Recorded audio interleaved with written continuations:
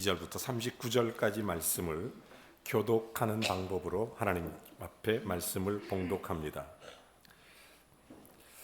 저물어 해질 때에 모든 병자와 귀신 들린 자를 예수께 데려오니 예수께서 각종 병이든 많은 사람을 고치시며 많은 귀신을 내쫓으시되 귀신이 자기를 알므로 그 말하는 것을 허락하지 아니하시니라.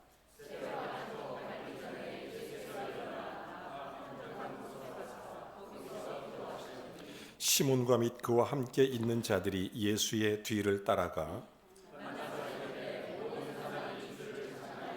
이르시되 우리가 다른 가까운 마을들로 가자. 거기서도 전도하리니 내가 이를 위하여 왔노라 하시고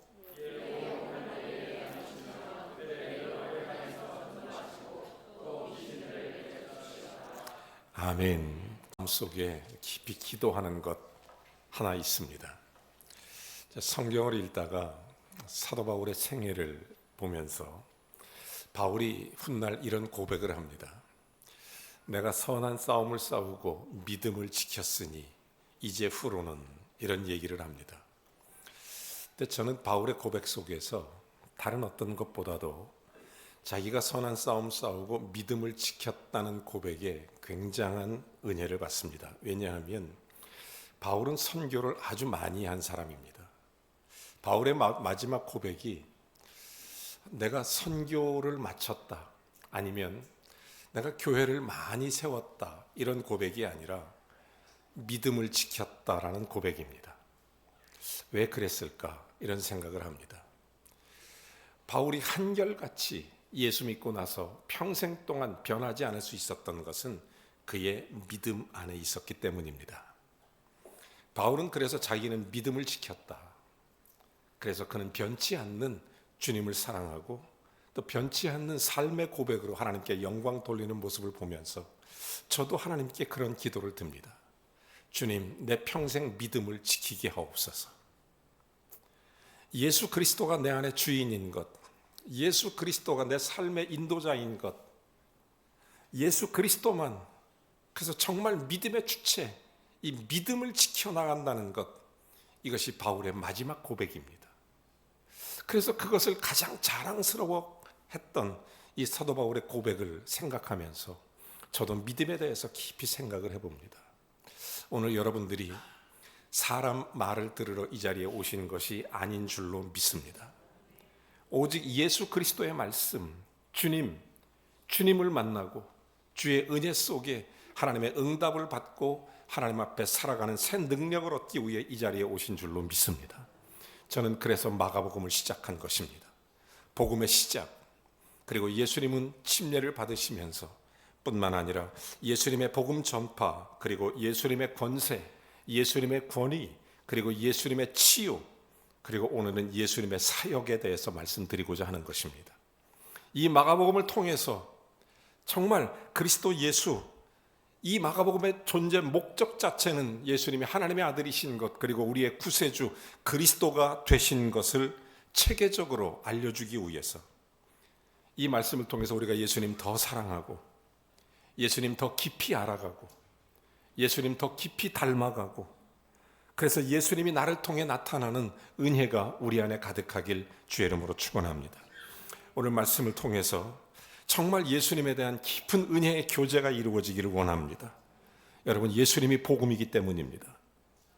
예수 그리스도가 복음이기 때문에, 그래서 이전보다 우리가 예수님과 더 밀접한, 은밀한, 깊이 있는 그런 믿음의 관계로 나아가야 되기 때문에, 자, 그러면 오늘 성경 본문의 배경을 제가 잠깐만 설명드리겠습니다. 안식일을 맞아서 예수님은 가버나움에 있는 한 회당에 들어가셨습니다. 거기서 성경을 읽고 성경을 가르치셨습니다. 그때 마침 귀신 들린 사람이 있었고 예수님이 성경을 말씀을 읽고 가르칠 때 귀신이 소리 지르고 떠나갔습니다. 이 놀라운 사실 앞에 예수님은 귀신을 꾸짖으시고 귀신을 내쫓았습니다. 사람들은 예수님의 권위 있는 가르침에 놀라움을 금하지 못했습니다. 예수님의 능력에도 놀라움을 금하지 못했습니다. 자, 이제 안식일 예배를 마친 후에 시몬과 안드레의 초대를 받아서 지금 그 집에 안식일 만찬을 드시기 위해서 가셨습니다. 갔더니 사람들이 제일 먼저 예수님을 모시고 간 것이 베드로 시몬의 집에 있었던 시몬의 장모였습니다. 열병으로 오래 앓고 있었던 그를 예수님은 그의 병을 낫게 해 주었습니다. 온전한 회복이 이루어진 시몬의 장모는 즉시 일어나 거기에 온 모든 사람들에게 수종드는 그런 일들을 감당하게 됐던 것입니다. 그리고 오늘 본문이 시작되는 것입니다. 자, 32절입니다. 같이 보시죠. 저물어 해질 때에 모든 병자와 귀신 들린 자를 예수께 데려오니, 같은 날 오전에 예수님은 회당에서 말씀을 읽고 가르쳤죠. 그리고 점심때 시몬의 집에 초대됐죠. 그리고 그날 오후에 시몬의 장모를 병을 치료했습니다. 그리고 그날 저녁입니다. 같은 날 오후 해질 때. 자, 이미 소문은 삽시간에 온 동네에 퍼졌습니다. 수많은 사람들이 그 소식을 들었습니다. 그래서 모든 병자와 모든 귀신 들린 자를 지금 시몬의 집 앞에 데리고 오게 된 것입니다. 그러면 여기서 왜 그들이 좀 일찍 오지, 왜 해가 저물 때에 왔냐라는 것을 우리가 알아야 됩니다. 여러분, 유대인들에게 안식일의 개념은 아주 정확하고 독특합니다. 유대인들은 안식일에는 멀리 가지도 않고 무엇을 들지도 않고 어떤 일을 행하지도 않는 것입니다. 유대인들의 안식일은 금요일 저녁 해질 때 시작돼서 토요일 해질 때에 끝나는 것입니다. 그래서 보통 유대인의 날짜의 개념은 해질 때가 하루의 시작입니다. 그리고 다음날 해질 때가 하루의 끝이에요. 그러다 보니까 지금 이들이 기다린 것은 언제입니까? 저물어 해질 때까지 기다리고 있었던 것입니다. 이유는 안식일이었으니까. 그래 그들의 생각은 예수님께 병자와 귀신 들린 자를 지금 데리고 올 때 해가 저물 때를 기다리고 있었던 것입니다. 그리고 그때 예수님께 데리고 간 거예요. 저는 안식일을 보면 생각나는 게 하나 있어요. 과거에 이스라엘의 기부츠에서 제가 잠깐 생활해 본 적이 있습니다. 거긴 보통 이제 공동 생활을 하기 때문에 식사 당번을 정하고 설거지 당번을 정해서 운영합니다. 그래서 제가 설거지 당번을 할 차례가 되는데 하필이면 그날이 금요일 날 저녁 시간이었습니다. 저는 아무 생각 없이 금요일 저녁이니까 당연히 설거지를 하려고 했는데 거기 있는 사람들이 갑자기 소리를 지르면서 뭐 하는 짓이냐고 막 그래요. 나중에 알고 보니까 안식일이 시작되는 해가 저문 다음에는 설거지를 안 하는 거예요. 저녁 먹고도. 그 해가 저녁 지기 전에 해야 됩니다. 설거지 안 합니다. 하루 종일. 다음날 한꺼번에 하는 거예요. 참 재밌죠. 그게 안식일을 생각하는 유대인들입니다. 그 정도예요. 자, 이 안식일이 끝나기를 기다렸다가 지금 병든 사람과 귀신 들린 사람을 예수께 데리고 왔던 것입니다. 여기서 데리고 오다라는 것은 미완료형 시제입니다. 그러니까 계속 데리고 왔다. 쉼 없이 계속 데리고 왔습니다. 그 결과 어떻습니까? 본문 33절 이어서 이렇게 얘기합니다. 자, 온 동네가 그 문 앞에 모였더라. 말 그대로 문전성시를 이루게 된 것입니다. 그리고 34절 이렇게 얘기하죠. 예수께서 각종 병을 고치고 귀신을 내쫓으시되 귀신이 자기를 알므로 그 말하는 것 허락하지 아니하는지라 이렇게 얘기했습니다.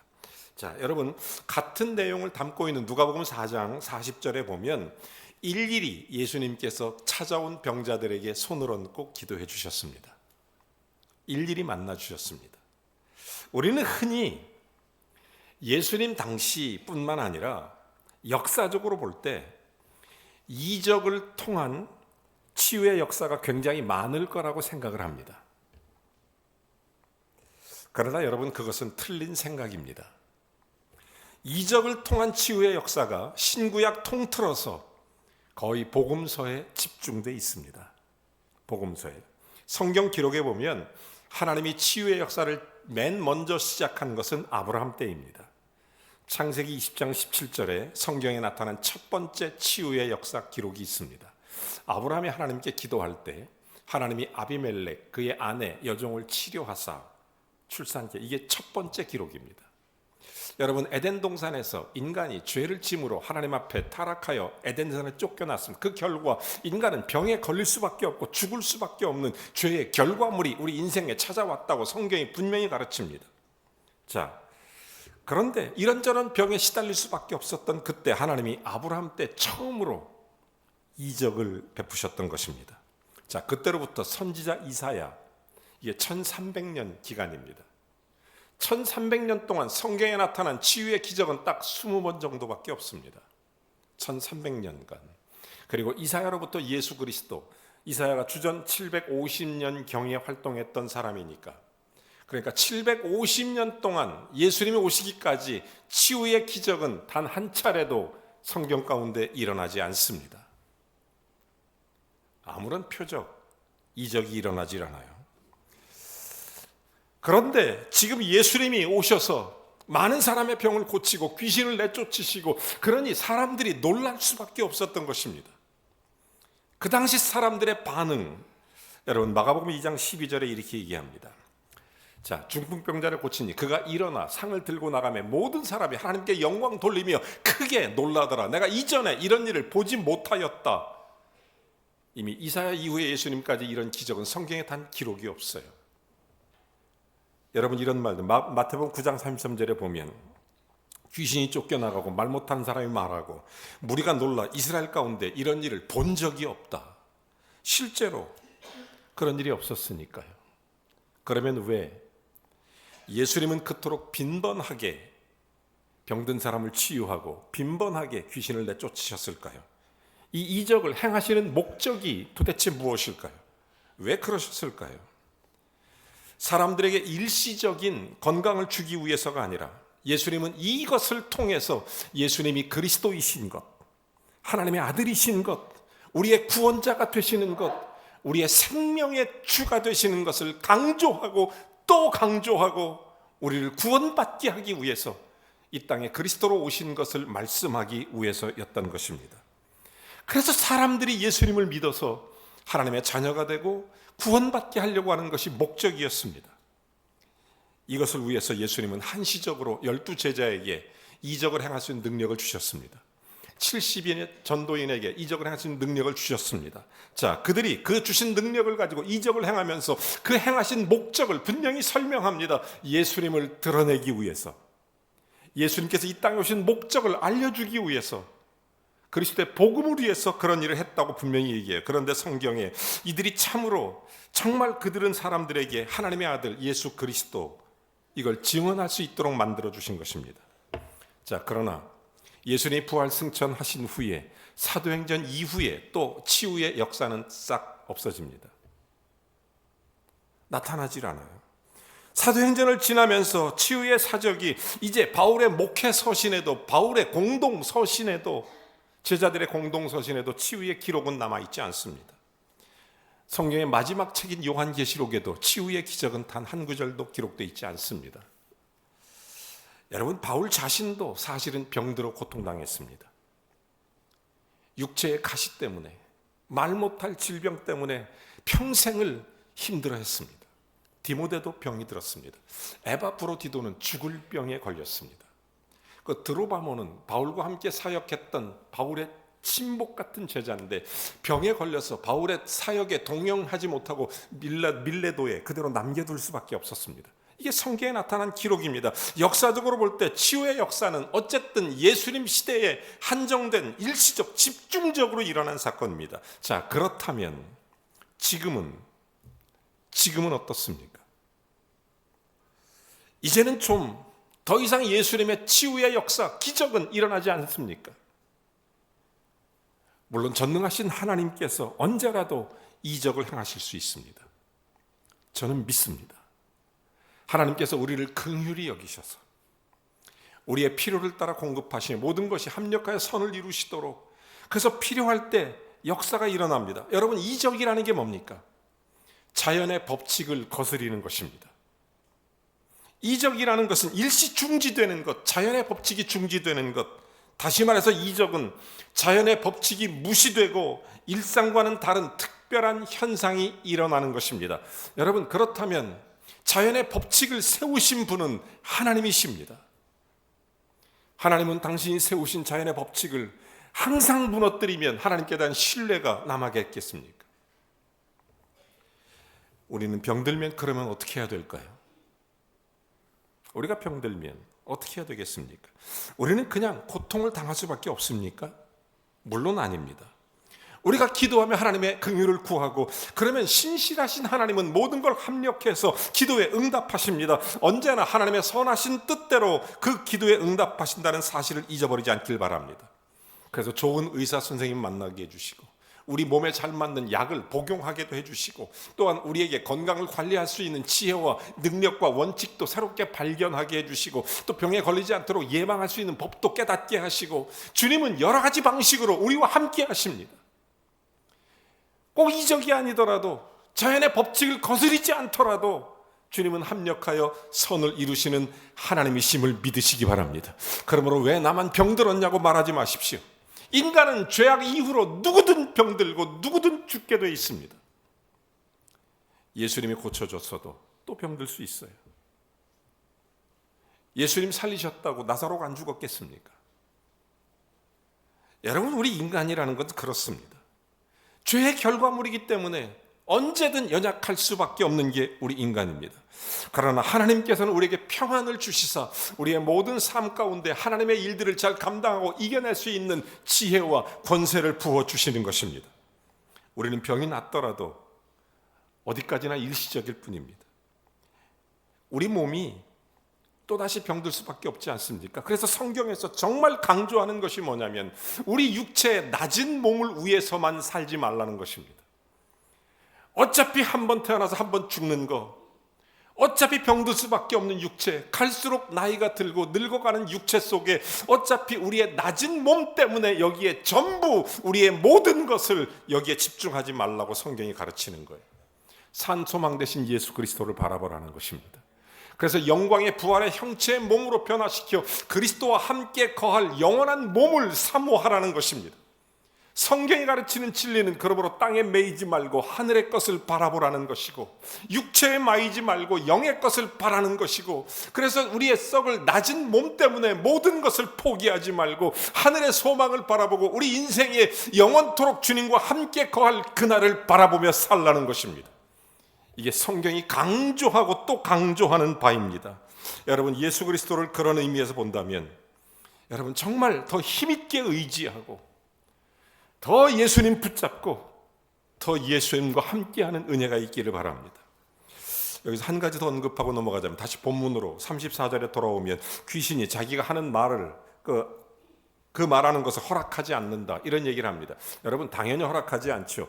요한복음 8장 44절에 귀신은 마귀는 거짓의 아비고 거짓말쟁이가 하는 증언이 무슨 의미가 있겠습니까? 또 성경에 보면 마가복음 3장 22절에 예수를 비방하는 사람들이 귀신의 왕 바알세불을 힘입어서 저가 저런 능력을 행한다고 비방을 하고 있으니까 예수님께서 귀신이 예수님이 하나님의 아들이라는 걸 아무리 증거해봐야 귀신과 한패라는 소리밖에 더 듣겠습니까? 그래서 예수님께서는 그 말을 못하게 하는 것입니다. 여러분, 귀신의 말을 듣지 않기를 바랍니다. 광명한 천사로 과장한 것 같아도 그 악의 본질을 얼마나 더럽고 추한지 몰라요. 여러분, 그런 의미에서 본다면 정말 성경에 나타난 예수님께서 이 말씀을 하신 이유가 있어요. 귀신들이 노리는 게 있습니다. 마귀가 노리는 게 있어요. 그거는 사람들로 하여금 예수님을 육체적 왕으로 삼는 것이었습니다. 그래서 돌덩이가 떡이 되기 위해서 네가 권능을 보여줘라. 성전 꼭대기에 뛰어내려서 네가 전능자임을 보여줘라. 계속 높아지도록 시험하는 것입니다. 그런데 예수 그리스도는 말씀으로 물리치면서 예수 그리스도의 진짜 권세와 진짜 능력은 주님의 십자가에 있다는 것을 알려주는 것입니다. 마귀는 예수를 시험하는 진짜 목적이 십자가를 지지 못하게 하는 것입니다. 우리의 생명을 구원하지 못하도록 만드는 것이 마귀의 일이었던 것입니다. 그래서 예수님을 그렇게 시험했던 것이죠. 그러나 예수님은 귀신을 꾸짖음으로써 그들이 말하는 것을 못하게 하시고 허락하지 않고 이 사실을 통해서 우리는 예수님의 권세가 어떤 것인지를 알았습니다. 하나님의 아들, 우리의 그리스도, 우리의 구세주, 여러분 높아지고자 합니까? 주님의 십자가가 여러분의 삶의 중심이 되기를 바랍니다. 정말 은혜 속에 예수 그리스도의 십자가의 능력이 임하기를 원합니다. 여러분, 지금까지 우리가 살펴본 것과 같이 예수님은 어쨌든 역사상 전례의 사례를 찾아볼 수 없을 그런 만큼 많은 이적을 행하셨습니다. 그 이유가 뭐라고요? 예수님이 하나님이신 것, 그리스도이신 것, 구세주인 것, 구약성경에 그토록 예언된 예수님이 오시면 이런 일을 행하리라는 이사야 이후에 예언됐던 예수님 오시기까지 750년 동안 단 한 차례 일어나지 않고 이사야가 예언했던 그 모든 이 메시아에 대한 예언을 그대로 성취하는 많은 이적, 많은 표적, 많은 사건들이 예수 그리스도를 통해 드러나게 된 것입니다. 예수님이 우리에게 밝히 보이건 이 궁극적인 목적, 이것은 예수님이 그리스도 나의 구세주인 것을 알고 믿게 하기 위해서입니다. 여러분, 예수 믿으시기 바랍니다.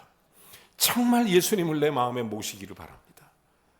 예수님께서 이 썩어질 육체의 낮은 몸 때문에 여기에 집착해서 살지 말고 내 안에 그리스도로 영접하여 주님과 함께 살라는 것을 강조하는 것입니다. 자, 이렇게 이런 일들을 행하신 후에 계속 35절 이런 얘기를 합니다. 자, 새벽 아직도 밝기 전에 예수께서 일어나 한적한 곳으로 가사 거기서 기도하시더니, 전날 밤 예수님은 피곤했을 겁니다. 생각해 보세요. 아침에 일찍 성전에 가서 성경 가르치고 하루 종일 말씀 가르치고 읽고, 점심에 베드로 시몬의 장모의 병을 낫게 하고, 그리고 해질 무렵부터 밤늦게까지 구름대처럼 밀려오는 병자들에게 일일이 손을 얹어 안수하시고 굉장히 피곤했을 겁니다. 아마 육신의 몸을 입고 있는 인성이 있기 때문에 지쳐 쓰러질 법한도 한데 여기에 새벽 밝기 전에 일어나셨습니다. 한적한 곳에 기도하셨습니다. 여기서 기도하다 미완료 시제, 기도가 끝나지 않고 누가 데리러 올 때까지 계속 기도하셨다, 이런 뜻입니다. 자, 예수님은 사람들이 찾으러 올 때까지 기도하셨습니다. 오늘 성경이 말씀하시는 의도는 뭡니까? 이적을 행함으로써 그가 하나님의 아들이고 그리스도이심을 밝히 보여주셨고, 이 이적을 행하는 능력이 어디에서 오느냐? 예수님은 기도에서 왔다는 것을 보여주는 것입니다. 여러분이 예수님은 인성을 입으셨잖아요. 그런데 예수님의 근본 본체는 하나님이십니다. 그럼에도 불구하고 우리의 모든 죄악을 대속하기 위해 십자가를 지기 위해 우리 육신의 몸을 입고 이 땅에 오셨기에 이 육신의 몸을 극복할 만한 놀라운 능력이 어디로부터 온다는 것을 너무나 잘 알고 있었습니다. 그것은 기도였습니다. 그 원천. 여러분, 예수님은요, 성경을 보면서 제가 정말 놀라운 사실을 발견했는데, 우리는 피곤하면 좀 기도 쉬자, 피곤할 때마다 쉬고 싶죠. 근데 예수님은 피곤할 때마다 기도하셨어요. 놀랍죠? 예수님은 피곤할 때마다 기도하셨어요. 여러분, 피곤하십니까? 기도하시기 바랍니다. 피곤할 때 기도를 생각하시기 바랍니다. 나 피곤하니까 내일은 좀 쉬자, 뭐 이런 생각. 피곤할 때마다 기도는 참 재밌어요. 자, 보십시오. 예수님은 복음서를 쭉 읽어보면 침례를 받으실 때 기도하셨어요. 하늘문이 열리죠. 12제자를 부르시기 전에도 기도하셨습니다. 예수님 변화산에서도 기도하셨습니다. 예수님은 나사로를 살리기 전에도 기도하셨습니다. 예수님은 십자가 지기 전날 밤 거기서도 기도하셨습니다. 마가 다락방에서도 기도하셨습니다. 그날 밤 십자가를 지기 바로 그 전날 밤에도 겟세마네 동산에서 예수님은 밤이 맞도록 기도하셨습니다. 예수님은 십자가 위에서도 기도하셨습니다. 오늘 성경에도 예수님은 새벽 일찍 일어나 그 피곤하고 지친 몸을 다시 툴툴 털고 새벽 일찍 일어나 기도하러 가셨습니다. 마태복음 14장 13절에 보면 예수님은 해가 저물 때에도 기도하셨습니다. 누가복음 6장 12절에 보면 예수님은 때때로 밤이 맞도록 새도록 기도하셨습니다. 예수님이 그러면 왜 이렇게 기도하셨을까요? 왜 이렇게? 예수님 하나님이시잖아요. 본체시잖아요. 그럼에도 불구하고 예수님은 자기를 비우시는 것입니다. 여기에 예수님 기도의 핵심이 들어있습니다. 저는 오늘 이 아침에도 이 기도의 문제도 저와 여러분이 깊이 깨닫기를 원합니다. 예수님의 기도는 한 가지 방향으로 항상 정해져 있었습니다. 하나님의 뜻이 나를 통해 나타나길 원합니다. 하나님의 영광이 나를 통해 나타나길 원합니다.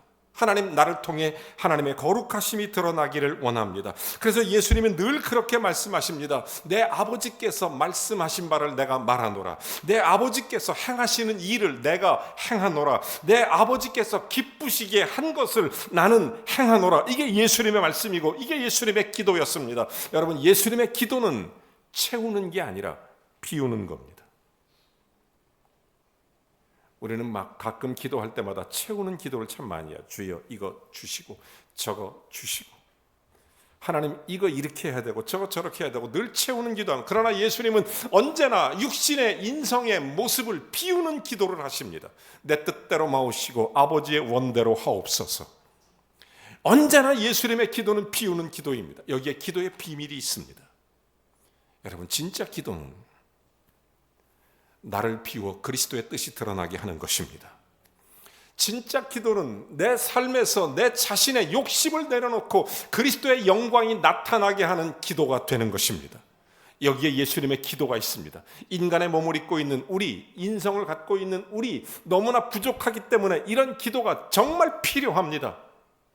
너무 힘들지만, 지치고 상하고 몸도 힘들지만, 그러나 그때마다 기도하셨던 예수님을 따라보면서 우리도 힘들 때마다 엎드려 기도해야 됩니다. 욕심이 들어올 때마다 기도해야 됩니다. 여러분, 사도 바울이 왜 믿음을 지켰다는 것이 자기 인생의 가장 자랑스러운 일로 그의 마지막 기록에 남긴 줄 아십니까? 그게 믿음이더라고요. 저도 마음에 결심 또 결심합니다. 주여, 내 평생 믿음을 지키게 해주십시오.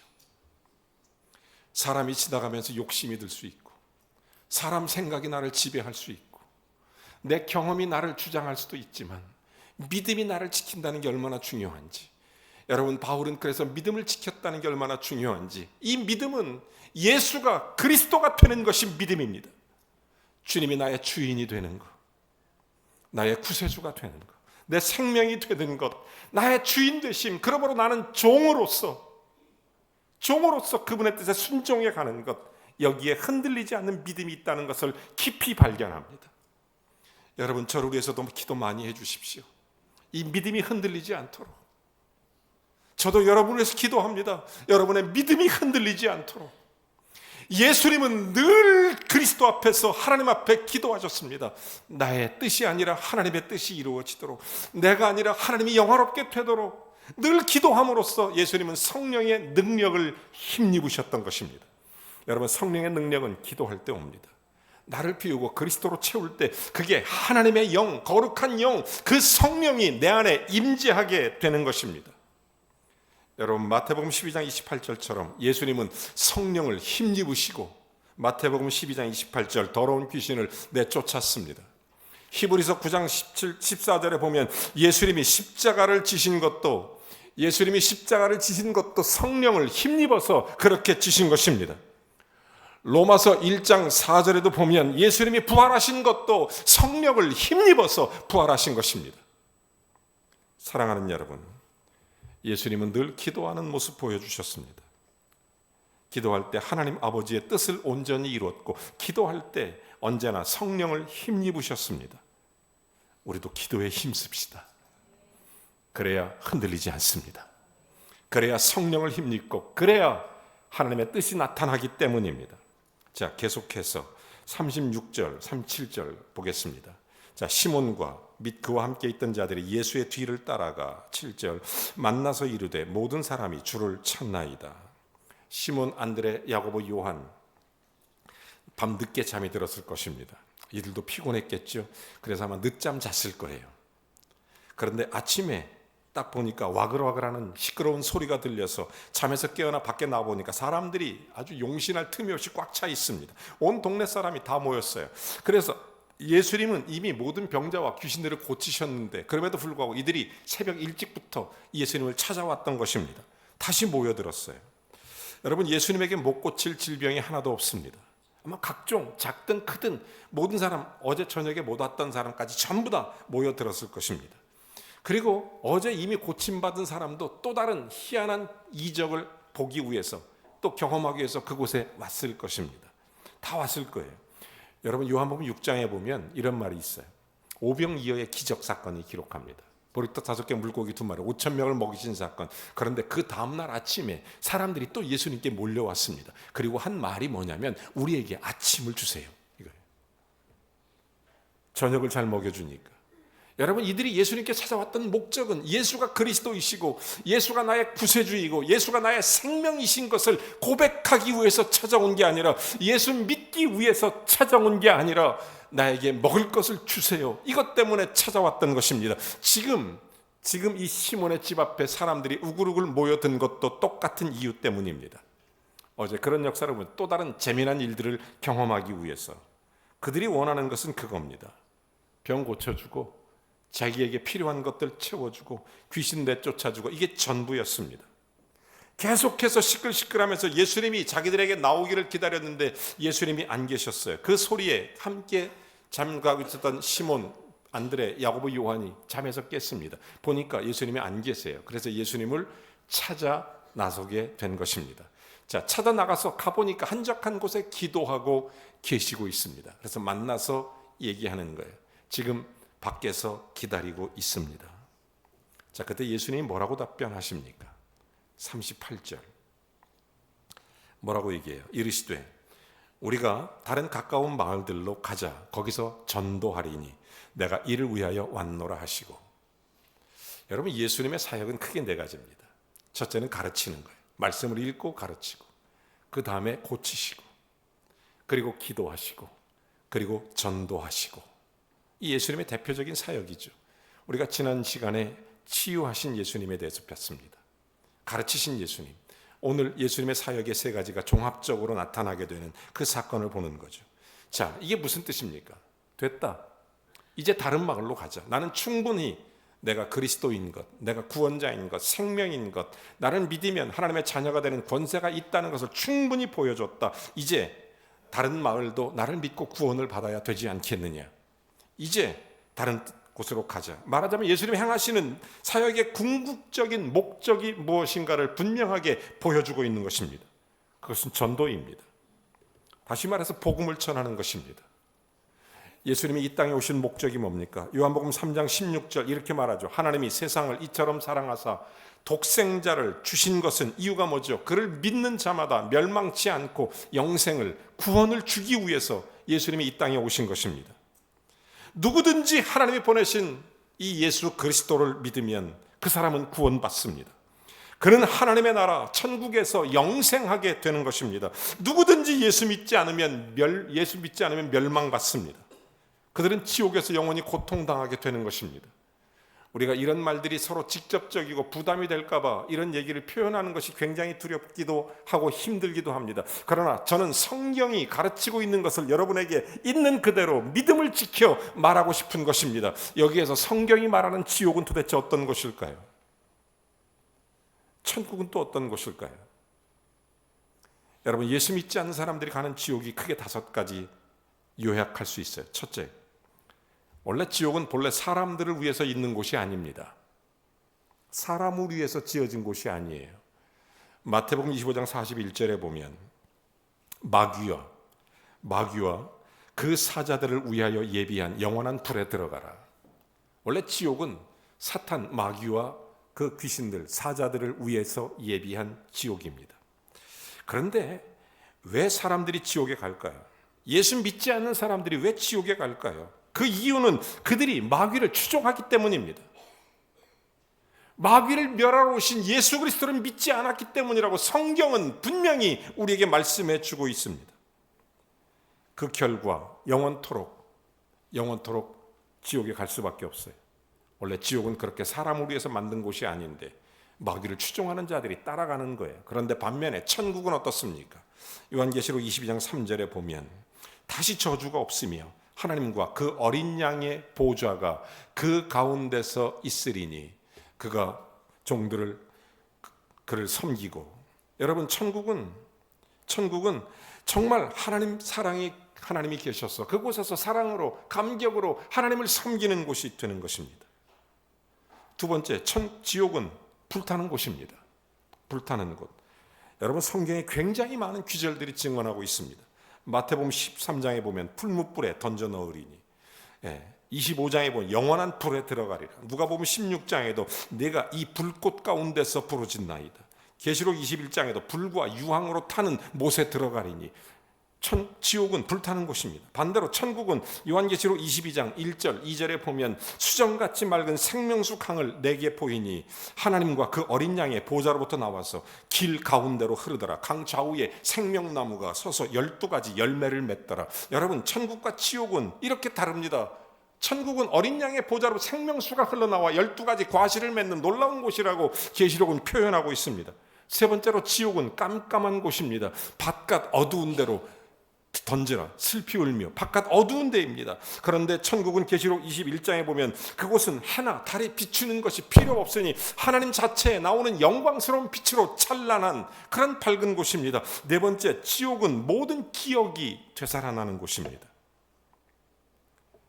마태복음 13장에 보면 거기서 울며 슬피 울며 이를 갈미 있어요. 왜 이를 갈고 있을까요?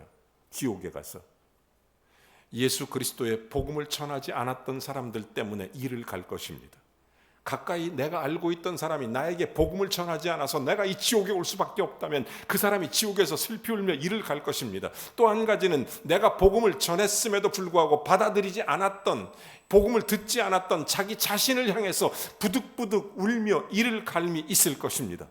그런데 천국은 어떤 곳입니까? 성경은 이렇게 말합니다. 이사야서 65장에 보면 보라, 내가 새 하늘과 새 땅을 창조하리니 이전 것은 기억되거나 마음에 생각나지 않으리라. 여러분, 만약 천국에서 이전 것이 기억된다면, 우리의 죄악들이 생각난다면 얼마나 부끄럽겠어요. 여러분, 예수님께서 천국에서는 주님과 함께 영원한 즐거움과 영광 가운데 주님과 함께 기록하고 있는 것입니다. 마지막 다섯 번째, 지옥은 소망이 없는 곳입니다. 마가복음 9장 48절에 거기는 구더기도 죽지 않고 불도 꺼지지 아니 영원히 고통당해야 하는 곳. 그런데 천국은 그들은 세세토록 왕노릇하리로다. 우리 주 예수 그리스도께서 주님이 주신 영광스러운 그 길을 걷는 것입니다. 여러분, 잘 한번 생각해 보십시오. 지옥은 역시 그것도 하나님이 만드신 것입니다. 예수님이 만드신 것입니다. 그런데 예수님은 지옥에 떨어지는 사람들을 바라보면서 그들이 당해야 하는 고통을 너무나 잘 알고 있습니다. 그래서 하나님은 우리에게 단 한 사람도 지옥에 떨어지지 않기를 원하시는 것입니다. 단 한 명이라도 지옥에 떨어지지 않도록. 그래서 오래 참고 기다리시며 우리에게 계속 성령 안에서 그리스도의 복음 전파의 사명을 주십니다. 이 땅에 교회가 왜 생겼습니까?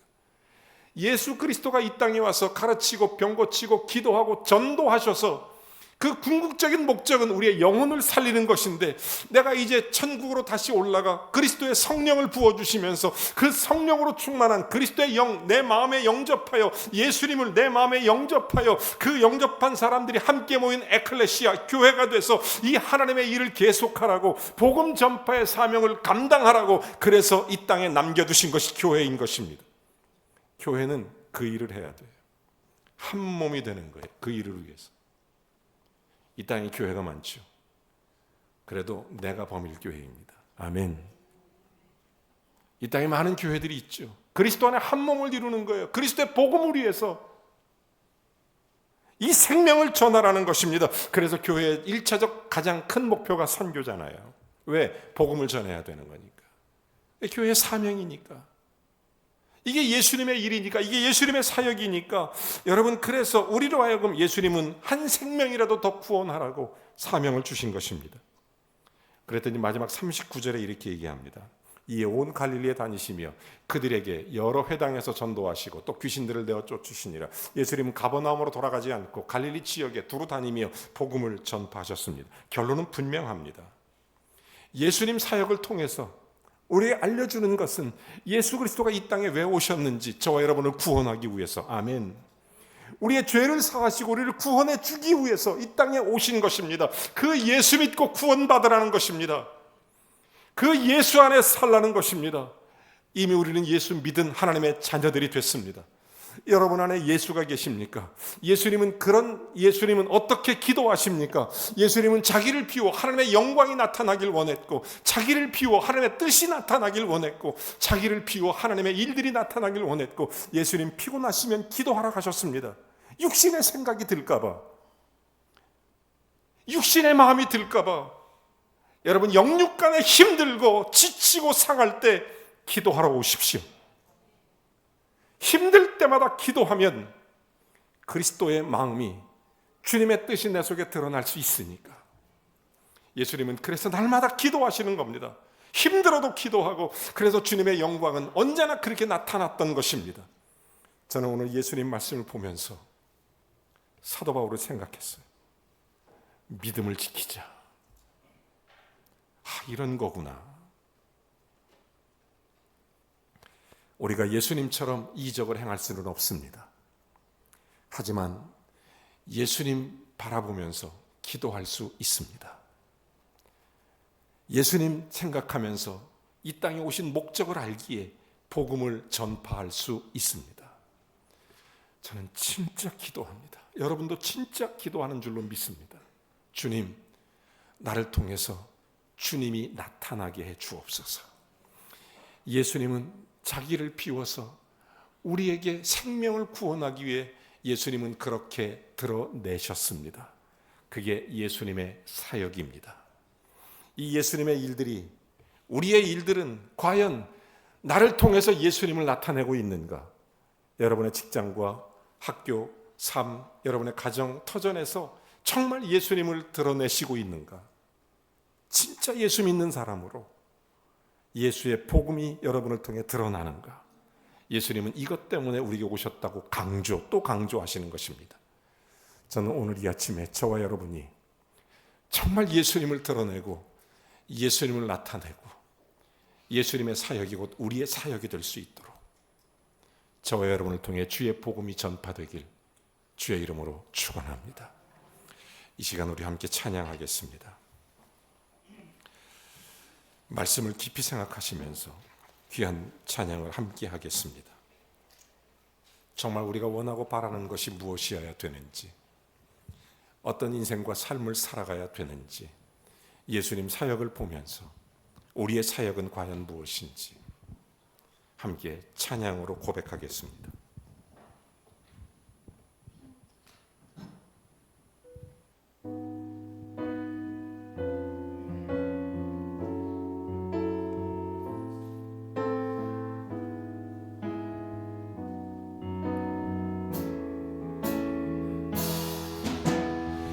세상을 살아가는 동안에 나의 힘을 의지할 수 없으니 기도하고 낙심하지 말 것은 주께서 참 소망이 되시니라. 하나님의 꿈이 나의 비전이 되고 예수님의 성품이 나의 성격이 되고 성령님의 권능이 나의 능력이 되길 원하고 바라고 기도합니다. 주의 길을 걸어가는 동안에 내 길을 걸어가는 동안에 세상에 것 의지할 수 없으니 감사하고 낙심하지 말 것은 주께서 참 기쁨이 되시니라. 하나님의 꿈이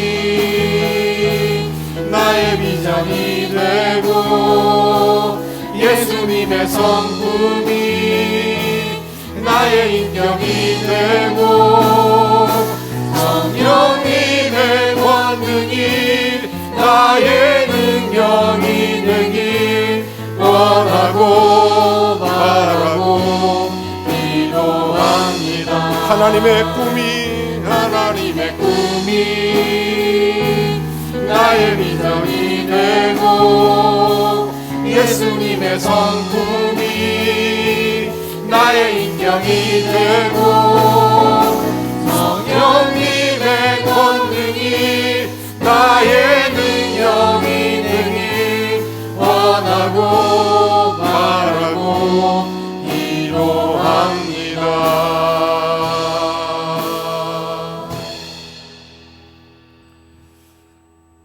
저는 여전히 병들고 아프고 힘들게 사는 우리 성도님들 생각하면 마음이 아프고 눈물이 납니다. 그래서 매일 기도합니다. 주님, 긍휼을 베풀어 주옵소서. 저들을 낫게 해 주옵소서. 그러나 그것이 끝이 아니라 그 일을 통해 그 속에 예수 그리스도가 생명이고 주인 돼 주셔서 우리의 낮은 몸에 매달리는 우리가 아니라 영원한 하늘의 소망을 보며 주를 바라고 의지하며 승리하게 하옵소서. 예수님이 이 땅에 오신 목적은 우리의 영혼을 구원하며 우리의 삶이 그리스도로 인하여 행복하며 주님과 함께 동행하기 위해서임을 분명하게 깨닫습니다. 주님, 오늘도 기도합니다. 예수님처럼 나를 비워 주의 뜻이 드러나도록. 오늘도 기도합니다. 예수님처럼 나를 비워 주의 영광이 나타나도록. 오늘도 기도합니다. 나를 통해 주의 복음이 전파되도록. 주님, 축복해 주십시오. 그리고 주의 손으로 만져주시고 주의 손으로 붙들어 주시고 주의 손으로 일으켜 주시고 주여, 나를 통해 예수의 복음이 나타나게 해 주시옵소서. 우리 조용한 음성으로 잠시 한 번만 더 기도하겠습니다. 하나님 아버지, 오늘 이 시간 나를 통해 주의 영광이 나타나길 원합니다. 하나님의 거룩한 뜻이 드러나기를 원합니다. 하나님 아버지, 우리 성도들, 연약하고 힘들고 병들고 상한 지친 성도들, 주님 긍휼 가운데 일으켜 주시고 새 힘을 공급해 주셔서 주님이 나타나게 하여 주시옵소서. 오직 주의 영광만 나타나게 하옵소서. 오직 주의 뜻을 드러내게 하옵소서. 주의 산 소망 되신 예수 바라보며 주님께 영광 돌리며 살아가게 하여 주시옵소서. 천국 소망 가지고 주님 앞에 사는 우리들, 내 속에 예수 그리스도를 드러내는 예수님의 사역, 예수님의 복음을 주님 앞에 드러내게 하여 주셔서 이번 주간에도 믿지 않는 영혼에게, 내 사랑하는 가족들에게, 내 사랑하는 이웃들에게 예수 그리스도의 복음을 전하게 하시며 땅끝까지 주의 복음을 전파하게 하시며 하나님의 거룩한 역사를 일으키게 하시며 주여, 주여 복음의 사람으로 주님의 사역이 내 사역 속에 드러나도록 축복해 주셔서 예수님의 사역이 나의 원하고 바라고 소망하는 일이 되게 하여 주시옵소서. 예수님의 이름으로 기도합니다. 오직 주님 영광을 받으시옵소서. 아멘. 다 같이 일어나셔서 찬양합니다.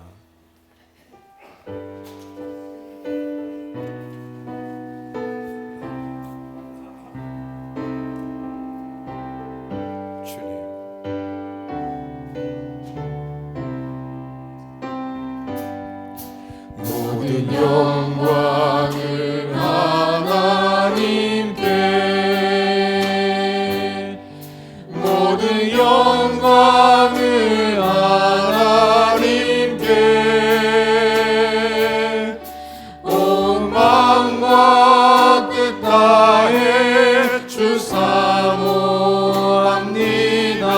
모든 영광을 하나님께. 예수님 찬양 받으소서. 예수님 찬양 받으소서. 죄 사했네 우리 위에 성령 주셨네. 예수님 찬양 받으소서. 위로의 성령님이시여, 위로의 성령님이시여,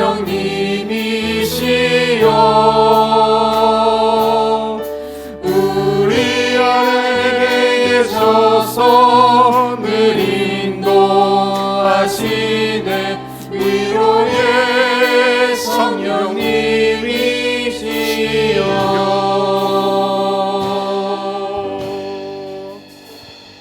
이제는 우리 주 예수 그리스도의 은혜와 하나님 아버지의 극진하신 사랑과 성령의 교통내주 충만하심이 우리를 통해 일하시는 하나님의 거룩한 사역이 예수 그리스도의 복음으로 드러나도록 주님께서 우리를 사용하사 하나님의 영광스러운 길에 주님의 빛을 드러내는 일에 하나님의 좋은 열매를 맺는 곳에 우리의 모든 삶이 주께 사용되어지도록 능력과 지혜를 부어주시며 영권과 인권과 물권으로 함께해 주시기를 우리 구주 예수님의 이름으로 간절히 축원하옵나이다.